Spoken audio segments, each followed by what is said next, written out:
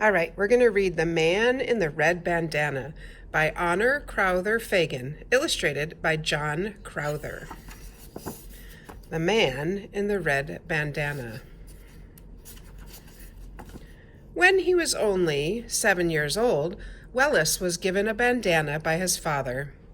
It was a special gift that made Wellis feel strong.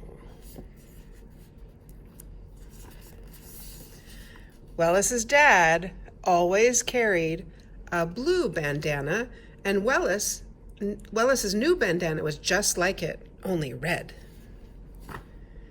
From the moment Wellis received that bandana, he carried it with him everywhere. It had lots of uses.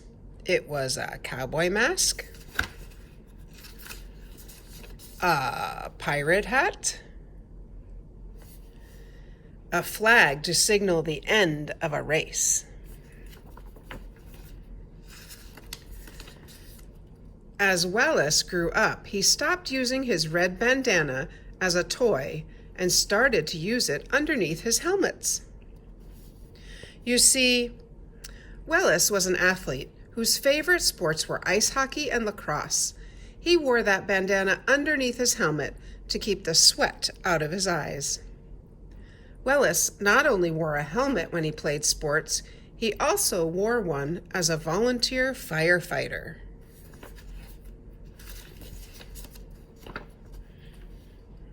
There he is.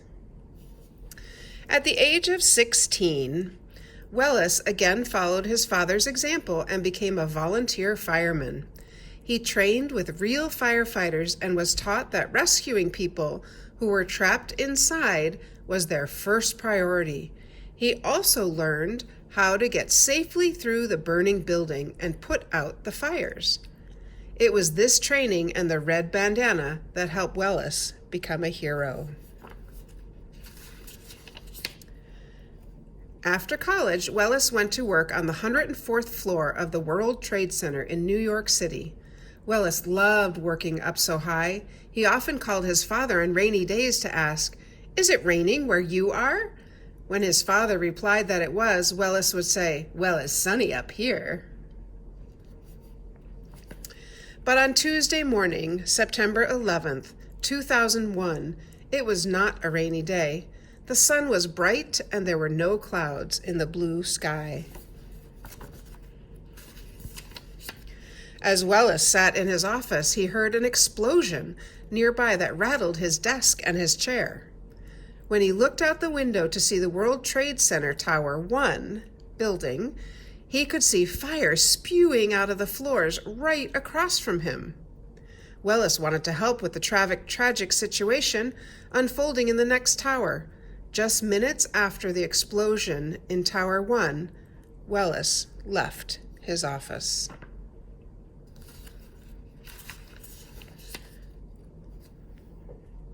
To get down to the lobby from above the 78th floor, you had to first take an elevator to the 78th floor sky lobby. From there, you took a non-stop elevator to the ground floor. Many people would be waiting in the sky lobby for their elevator. Wellis knew it would take too long to wait for an elevator from the 104th floor to the sky lobby and then one to the ground, so he headed down the stairs.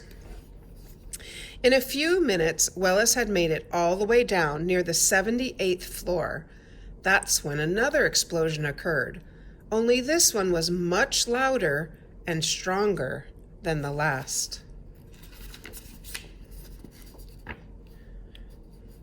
Wellis ran right for the door of the sky lobby, but could tell by the smoke coming into the stairwell that there were fires burning inside.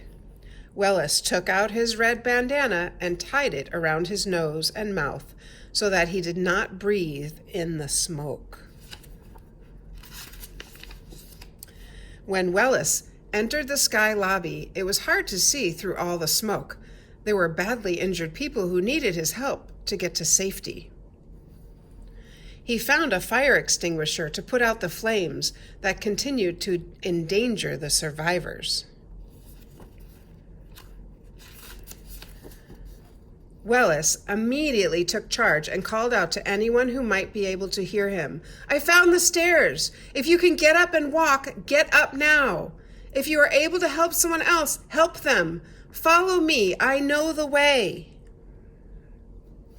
Many people were dazed, but one woman was in such a state of shock that she could not walk. Wellis wanted to help as many survivors as possible. He picked up the shocked woman and, leading a group of 3 others, carried her down the stairs. Wellis saw the air start to clear as they made it down the stairwell, so he pulled his bandana from his face. When they made it to the 61st floor, the lights were on, and Wellis thought it was safe to send the people on their own. Wellis told the group to continue down the stairs and out of the building. He turned around and headed back up the stairs. Wellis collected another group of survivors and ushered them to the stairs. Again, he led them down to the clean air on the 61st floor and told them to continue on to safety. Once again, Wellis went back up the stairs. During his 3rd trip to the Sky Lobby, Wellis found that there were people who were alive, but were trapped underneath heavy pieces of metal. He knew that in order to save them, he would need a firefighter's tool called a Jaws of Life.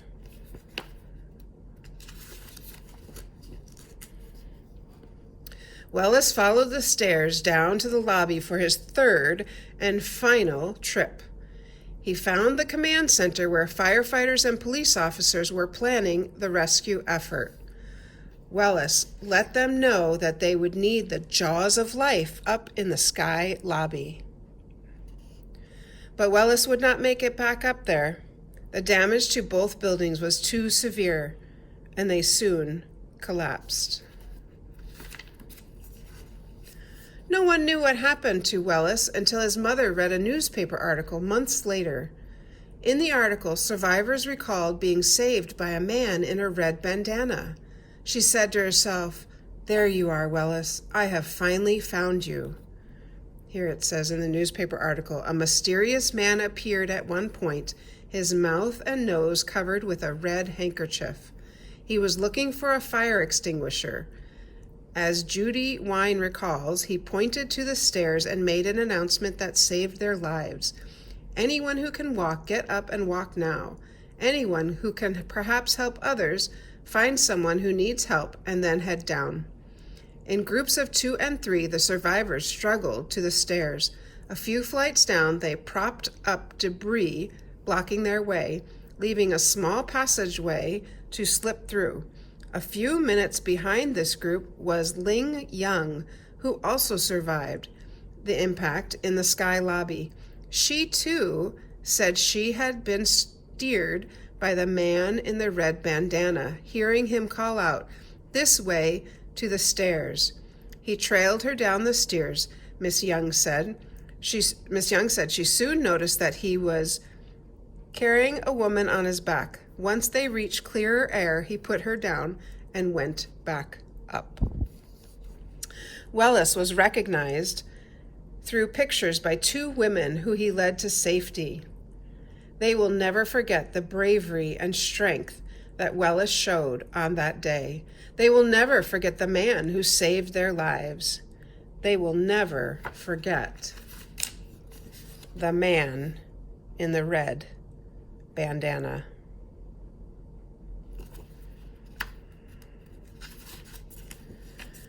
Wellis Remy Crowther's 3 trips from the 78th floor Sky Lobby to the 61st floor of the World Trade Center's South Tower saved many lives.